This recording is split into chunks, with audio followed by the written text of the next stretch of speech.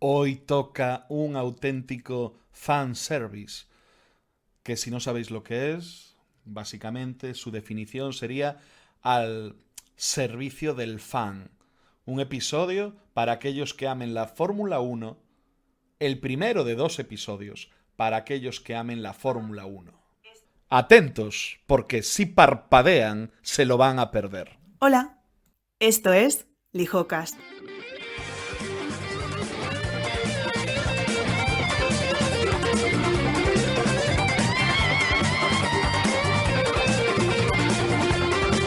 Es la música que nos convirtió en España en auténticos amantes. No, yo ya me gustaba de antes. Mientes, a ti te empezó a gustar en Telecinco entre el año 2004 y 2008 con Lobato, con Gonzalo Serrano, que dónde andará aquel hombre. Y esta era la canción en el opening y en el closing, en el cierre. Vamos a disfrutarla. Bellos de punta.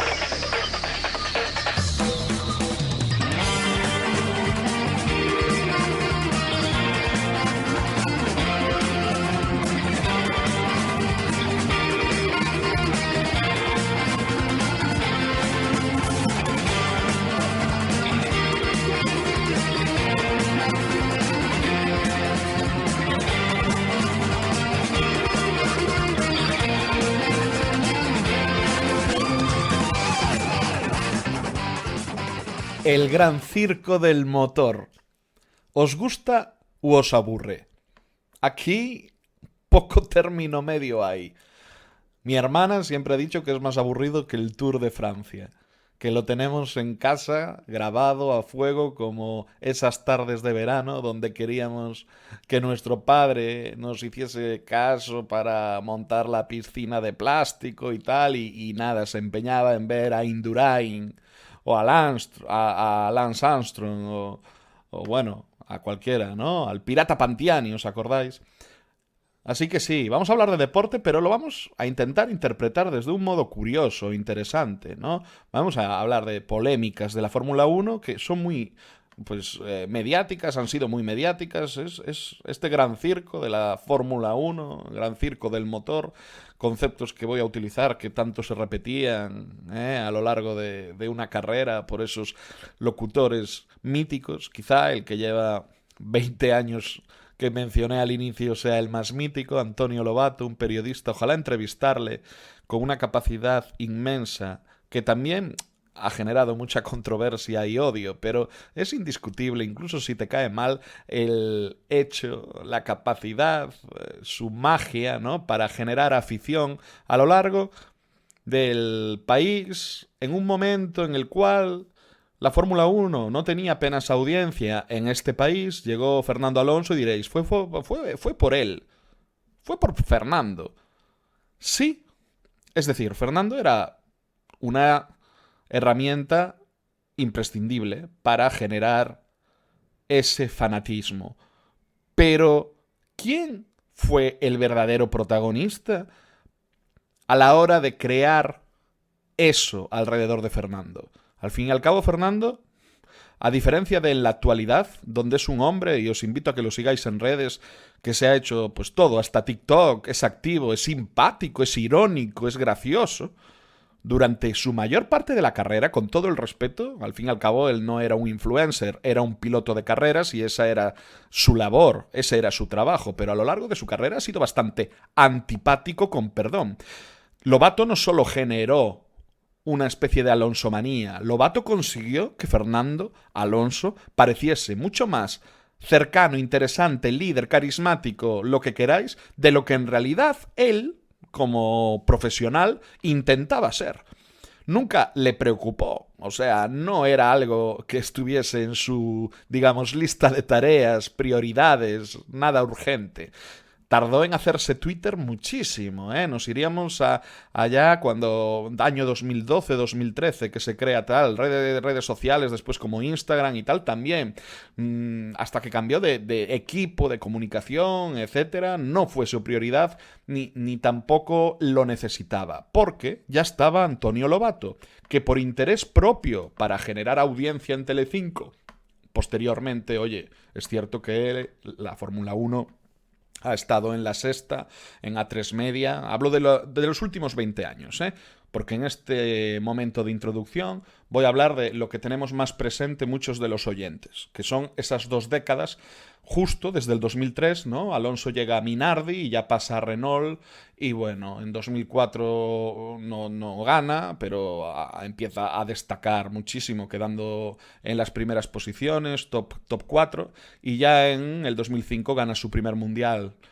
Yo creo que ese año, de un modo u otro, todos éramos conscientes de lo que era una sensación de todo el país, una emoción de muchísimas personas que los domingos pues veían lo que hasta hace poco era algo irrelevante, y de repente todos eran expertos en... Todos éramos, voy a hablar en primera persona del plural, todos éramos expertos en neumáticos, en cómo se desgasta la rueda, cómo funciona un eje, O sea, veíamos 2-3 horas de previo a la carrera, veíamos la carrera que duraba casi 2 horas, veíamos el post-carrera, y bueno, nos emocionábamos con carreras que, sinceramente, las podéis ver hoy en día, yo las tengo todas descargadas, con precisamente el locutor Antonio Lobato, Gonzalo Serrano, no sé si os acordáis, el de Más que Coches, y Pedro de la Rosa, que ya en aquella época, aunque se mantenía de piloto y a veces no podía ser locutor, cuando tenía la oportunidad se ponía en el micro.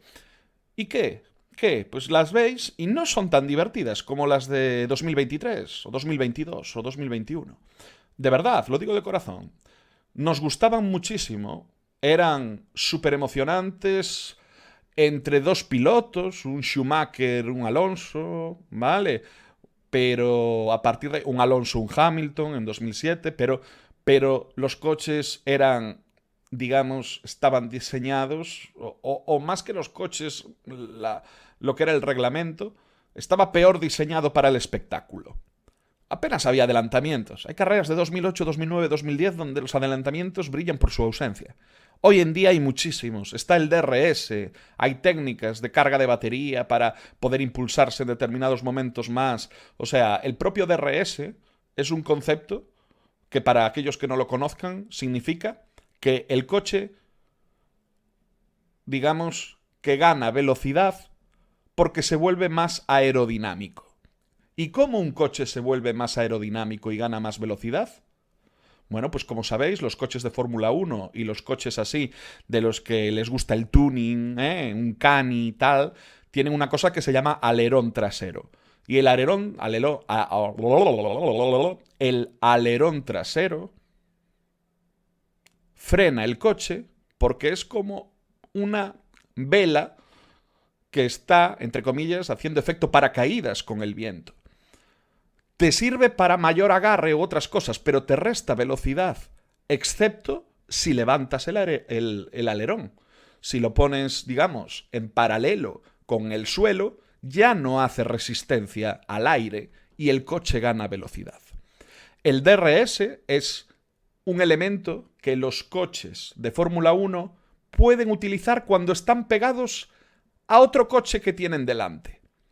Es decir, si tú vas muy cerca, casi a rebufo de otro coche en Fórmula 1, se te permite levantar el alerón y entonces ganas una velocidad extra que te va a ayudar a poder adelantar. Se incentivan así muchísimo más los adelantamientos. Antes, pues igual se consideraba que no era justo que por el hecho de ir detrás de otro coche tuvieses un plus. Pero, ¿qué es justo o injusto? ¿Acaso es justo que un coche tenga mejores ingenieros? ¿Es justo que tenga mayor presupuesto? ¿Es justo que el piloto sea mejor? Claro, mucha gente siempre ha discutido que esto no era un deporte. No era un deporte porque no dependía de actividad física directamente. Creo que es un debate estéril. Llámalo deporte. Llámalo campeonato, torneo, competición. Al fin y al cabo es lo que es, un show. Muchas veces la pregunta es, con cualquier show, y con esto menciono a la Kings League.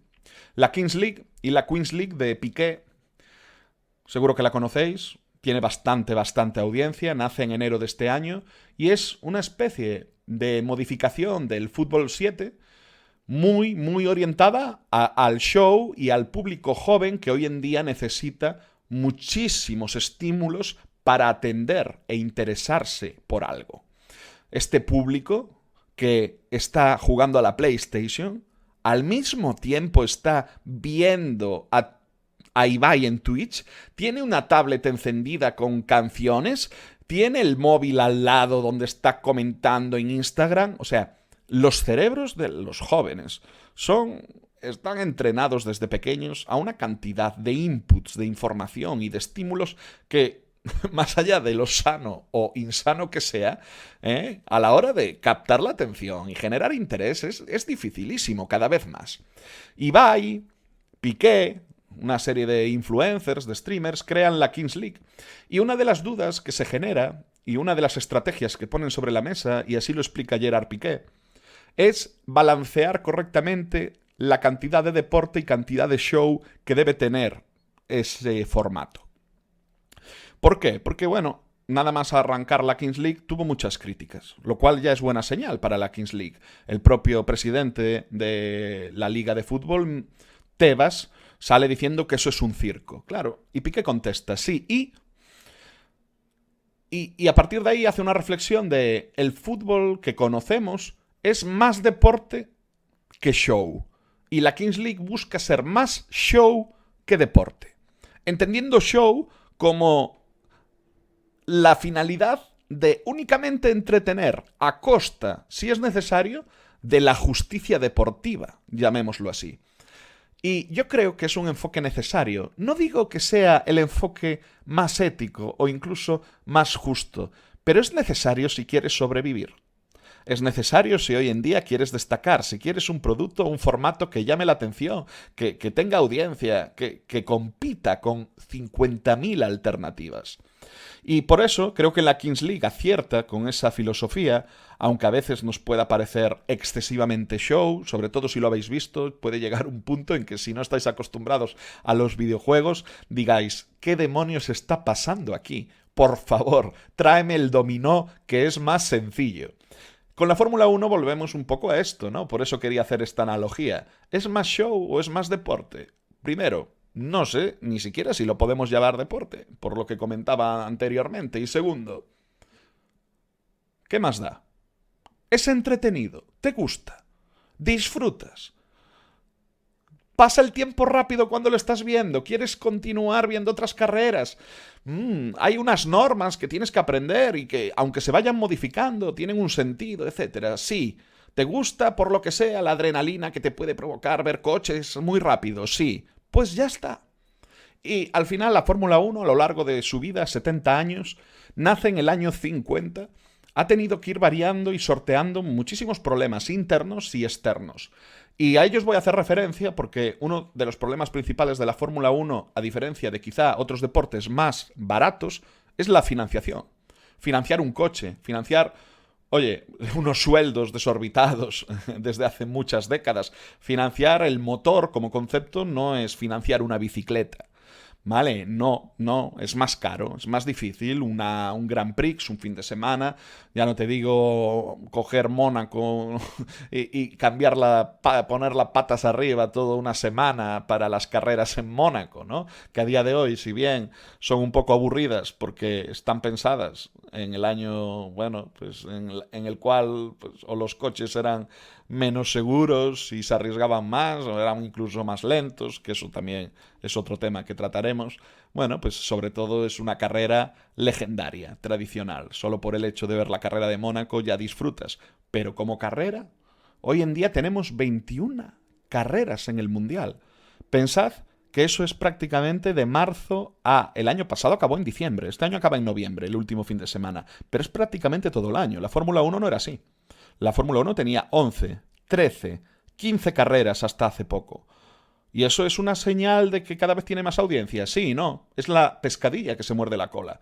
Si fomentas la Fórmula 1, lo llevas a nuevos países, a nuevos territorios, vas a provocar más afición. Si se provoca más afición, vas a provocar más demanda de más carreras. Y así han jugado Liberty Media desde que se hacen con los derechos de la Fórmula 1 hace unos años.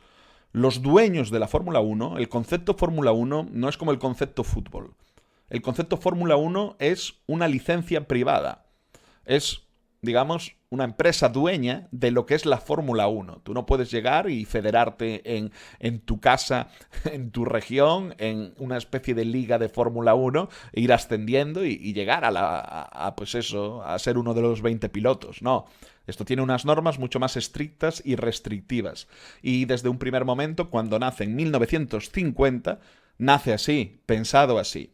Ha pasado mucho tiempo, han pasado muchas aventuras, ha estado a punto de desaparecer y yo llevo 15 minutos y aún no he empezado a hablar. En el episodio de hoy me voy a alargar por lo menos 5 minutos más. Quiero tratar temas como las polémicas del tabaco y el alcohol a la hora de ser patrocinadores. Porque, pensemos, la Fórmula 1, ¿a quién iba dirigido? Principalmente a un público masculino amante del motor. Quizá los hombres sean más tontos y les guste ver coches haciendo ruiditos. Quizá el hecho del riesgo en sí sea más atractivo también. Yo no voy a entrar en una disquisición aquí biológica de género hoy en día, que me cancelan el podcast y sabe Dios si no a mí como persona. Así que, independientemente de eso, los publicistas o las agencias consideraron durante muchas décadas que el tabaco, el alcohol, eran, digamos, marcas, eran un sector en el cual, pues, publicitarse en la Fórmula 1 era muy propicio para ellos. Pero, grandes empresas de Philip Morris, como es Marlboro, que financian, y por eso históricamente el color rojo está tan presente no solo en Ferrari, sino también en McLaren, el McLaren de Ayrton Senna, el McLaren de Alan Prost. Eran coches con rojo y blanco. ¿Por qué? Porque Marlboro era el principal patrocinador históricamente de la Fórmula 1. Y si bien fue patrocinador durante casi 30 años de McLaren, y no de otra escudería, sí que era patrocinador de pilotos de otras escuderías. Marlboro pagaba a McLaren durante prácticamente del año 70 al año 2000, y en el 97 se cambia a Ferrari. Pero es que durante los años en los que pagaba a McLaren, también pagaba a los pilotos de Ferrari, y era patrocinadores. Y se puede ver a Schumacher o a Barrichello o a otros pilotos antes de que llegue Marlboro. Bueno, en este caso, Schumacher llega a Ferrari en el 2000, creo, en el 98. Pero para que veáis que por ahora sigo hablando de memoria, ¿eh? Pero eso, los pilotos de los años 80, 90, porque Schumacher venía de Renault, ganó los 2 primeros mundiales de los 7 que tiene con Renault. Y ya era patrocinador, estaba por todos los lados. Pero, ¿qué pasa en la década de los 2000? Hay una crisis con la financiación de la Fórmula 1 porque resulta que se prohíbe, primero en países europeos y finalmente en todos, la publicidad de tabaco en la Fórmula 1. Ahora nos puede parecer totalmente lógico, pero hace nada, 20 años, cuando veíamos a Alonso ganar, estaban ahí las marcas de tabaco. Y en el coche de Alonso no estaba Marlboro, pero había una llamada Mile 7 que sí que estaba, aparte de los colores de Telefónica, azules. Estaba ahí. Y para nosotros era totalmente normal en esa época. Todas estas marcas, de repente, no pueden financiar la Fórmula 1. Y además, no solo se genera este conflicto, sino el dilema que yo os invito a reflexionar, en el cual el alcohol sí que podía seguir siendo patrocinador de la Fórmula 1. ¿Qué pasa? ¿Es mejor el alcohol? El alcohol, por lo menos, no sé, te hace pasártelo bien, el tabaco no, pero desde el punto de vista legal, el tabaco y el alcohol son legales ambos. En la mayor parte de países, hablamos, aquí, sobre todo Europa, que antes era el centro de la Fórmula 1. Ahora ya se extiende a muchísimos otros países, pero antes era el 80% Europa y después teníamos ahí uno en Estados Unidos, en Brasil, tal, en Australia. Ahora no, ahora está mucho más repartido. Europa es escasamente el 50% de las carreras. Así que insisto, ¿por qué el tabaco no y el alcohol sí? No, Adrián, los dos se deberían prohibir. Que sí, que yo no soy el que defiende ni una cosa ni la otra. Yo digo que se llegó a este punto y entonces el alcohol pudo buscar más espacio, digamos, en los coches, en el lugar donde se puede poner el patrocinador para venderse, pero pasó una cosa muy curiosa. El alcohol también se prohibió. Pero Y esta es la parte que más me parece interesante porque sigue sucediendo a día de hoy. Si la marca de alcohol tenía una versión 00, la marca con el 00 se puede seguir promocionando. Y es una trampa tan evidente que te están poniendo el Heineken 00, Estrella Galicia 00, pero promocionando la marca en sí, que sí que tiene alcohol, además del 00, que me parece brutal que en su día, con el tabaco, no dejasen este tipo de triquiñuelas. Es más, se intentó. Una marca de tabaco creó una tienda de ropa a la cual llamaba igual que la marca del tabaco. Así que llegaba al coche y decía, oye coche, quiero promocionar en tu coche de Fórmula 1 mi marca de ropa. Ah, y se llama como el tabaco ya. ¡Qué casualidad! ¿Quién lo iba a decir? Bueno, ¿quieres mi marca de ropa o no? Y llegó un juez en Reino Unido y dijo, no, no, no, no, no, no, no. A mí no me la cuelas.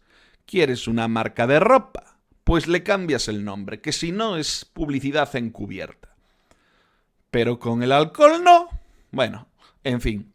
Aunque a mí me da igual, insisto, pero son detalles curiosos sobre este mundo de la Fórmula 1 y no solo de la Fórmula 1, porque esto va más allá. ¿Vale? Las bebidas alcohólicas se siguen promocionando, por ejemplo, en el fútbol, con el truco tan ingenioso y nada evidente de ponerle 0-0. Ya está, justificado. Y para terminar este primer episodio, voy a dejaros una reflexión aún mucho más interesante. ¿Sabíais que Philip Morris y Marlboro, después de la prohibición total en 2006 de poder promocionarse en los coches, siguieron pagando hasta 2011 a Ferrari una cantidad de $26 millones anuales como patrocinadores? Espera, Adrián. ¿Qué? ¿Cómo? No tiene sentido. ¿Cómo? A ver. Si en 2006 ya no se podían patrocinar, ¿por qué iban a pagar patrocinio? ¿Tenían algún contrato? No. El contrato era anual, lo podían rescindir. Entonces, y aquí entra el apasionante mundo del neuromarketing.